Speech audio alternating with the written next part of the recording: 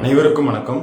வருகின்ற ஆகஸ்ட் 30ஆம் தேதி நாம் தமிழர் கட்சிங்கிறது திருவள்ளூர் மாவட்டத்தில் மரங்களின் மாநாடு அப்படின்னு சொல்லிட்டு ஒரு பொதுக்கூட்டம் நடக்கிறது. ஏன்னா அவங்க ஆல்ரெடி தொடர்ந்து அந்த பனையேறுதலாக இருக்கட்டும், இல்லை நம்மளுடைய முருகர் கோயிலில் தமிழில் பூசை செய்யணும், அதாவது குடமுழக்குங்கிறது நடக்கணும்.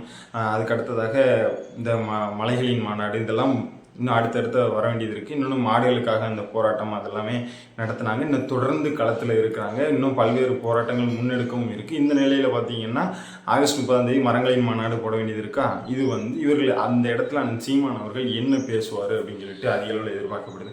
ஏன்னா இப்போ உதாரணத்துக்கு ஒரே ஒரு மரத்தை எடுத்துக்குவோமே, கண் முன்னாடி தெரிகிறது எல்லாத்துக்கும் உடனே சொன்ன சிந்திக்கக்கூடிய ஒரு யோசனைக்கு வர்றதுன்னா ஒன்று பனைமரம். ஏன்னா பனைமரம் அழிவின் விளிம்பில் இருக்குது. பெரிதளவில் அதிலிருந்து அந்த தொழிலிருந்து நிறைய பேர் வெளிவந்துக்கிட்டே இருக்காங்க, வெளியேறிக்கிட்டே இருக்காங்க.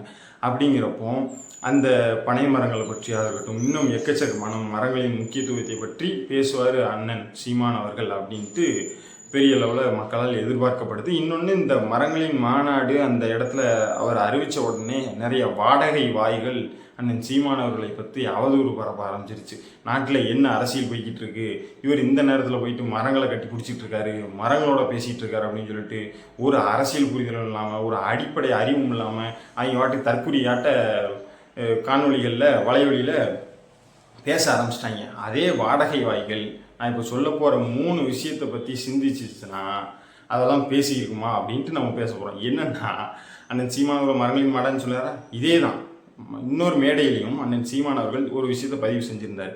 என்னென்னா, மரங்களும் செடிகளும் பேசிக்கொள்ளுது அப்படின்னு சொல்லிட்டு வார்த்தையை பதிவு செஞ்சுருந்தார். அதே இது ஜப்பானில் ஒரு ஆய்வறிஞரான்னு நினைக்கிறேன், அது ஒரு காணொலியாக வெளியிட்டிருந்தாங்க. செய்தி ஊடகத்தில் கூட வந்துருந்துச்சு. இந்த மாதிரி மரங்களும் செடிகளும் பேசிக்கொள்ளுது, இது நிரூபிக்கப்பட்டிருக்கு, ஆதாரபூர்வமாக நிரூபிக்கப்பட்டிருக்கு அப்படின்னு சொன்னாங்க. இதை பார்த்து அந்த வாடகை வாய்க்கள் என்ன சொல்லுன்னு தெரியல. இதே அண்ணன் சூர்யா அவர்களிடம் ஒரு கேள்வி கேட்டிருந்தாங்க.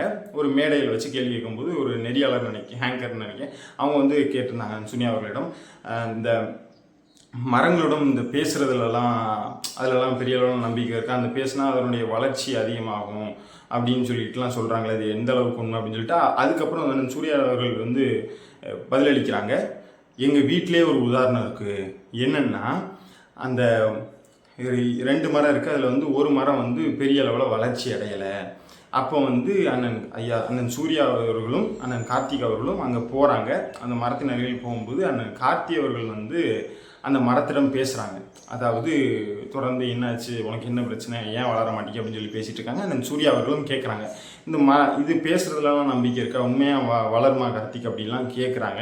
அவங்க இதுக்கு வளரும்னு சொல்லியிருக்காங்க. அண்ணன் கார்த்திக் அவர்கள் அண்ணன் சூர்யா அவர்கள் அந்த இடத்த விட்டு போயிட்டார். ஆனால் அண்ணன் கார்த்திக் அவர்கள் தொடர்ந்து அந்த இடத்துக்கு போய் அந்த மரங்களோட பேசிக்கிட்டே இருந்திருக்காரு. அதனுடைய வளர்ச்சியும் அதிகமாகிருக்கு. இந்த 2 மரம் இருந்துச்சுல, அதில் ஒரு மரத்தை விட இன்னொரு மரத்தினுடைய வளர்ச்சி அதிகமாயிட்டு, அந்த மரம் என்னென்னா அந்த கொஞ்சம் வளராமல் இருந்துச்சுன்னா அந்த மரம் அதிக அளவில் வளர்ச்சி அடைஞ்சிருச்சு. ஏன்னா இது அண்ணன் சீமான் அவர்கள் உயிரியலை பேசுகிறாரு, அறிவியலை பேசுகிறாரு, இதைத்தான் பேசுகிறாரு. இப்போ அண்ணன் சூர்யா அவர்கள் சொன்னதுக்கு அந்த வாடகை வாய்க்கள்லாம் என்ன சொல்லும்னு தெரியலை. ஃபின்லாண்டில் ஒரு உலக சாம்பியன் போட்டிகள் நடக்கிறதா இருந்துச்சு. அதாவது மரங்களை பாதுகாக்கிறதுக்காக மரங்களை கட்டிப்பிடிக்கும் போட்டி அப்படின்னு சொல்லி ஃபின்லாண்டில் இருந்துச்சு. அதை பல நாடுகளில் உள்ள வீரர்கள், அதாவது பல நாடுகளில் உள்ள மக்கள் அந்த போட்டியில் கலந்துக்கிறதால தகவல்லாம் வந்துச்சு. இந்த தகவல்லாம் பார்த்துட்டு அந்த வாடகை வாய்க்கள் என்ன சொல்லும்னு தெரியல. இது போன்ற நிகழ்வுகள்லாம் நடந்துகிட்டு இருக்கு. அதாவது நம்ம என்ன ஒரு சரியான ஒரு நிகழ்வு இல்லை ஒரு சரியான ஒரு விஷயத்தை முன்னெடுத்தாலும் விமர்சிக்கிறதுக்குன்னு சொல்லிட்டு ஒரு 4-5 வாடகை வாய்க்கள் இருக்க தான் செய்யும். அதை பற்றி நம்ம கவலைப்படக்கூடாது. இந்த இடத்துல அதில் எதிர்பார்க்கப்படுது மரங்களின் மாநாடு வெற்றிகரமாக நடக்கும். ஏன்னா எல்லாத்துக்குமே அந்த கட்சியினர் போராடிட்டு இருக்காங்க. மரங்களாக இருக்கட்டும், ஆடு மாடுகளாக இருக்கட்டும், பல உயிரினங்களாக இருக்கட்டும், அப்படி போராடுகிற மனிதர்கள் மரங்களுக்காகலாம் போராடுறவங்க மனிதர்களுக்காக போராட மாட்டாங்களா என்ன? அதனால் சிந்திச்சு பாருங்கள். இன்னொன்று, சீமானவர்களும் சொல்லியிருப்பாங்க, அதாவது தம்பி, அறியாமையில் இருக்கிறவனுக்கு நீ போதிச்சு புரிய வச்சிடலாம், நீ பொறாமையில் இருக்கவன்ட்ட நீ அவன்கிட்ட போய் எப்படி போதிப்ப, நீ அவன்கிட்ட எப்படி போய் பேசுவ அப்படிங்கிறத சொல்லியிருப்பார். நன்றி.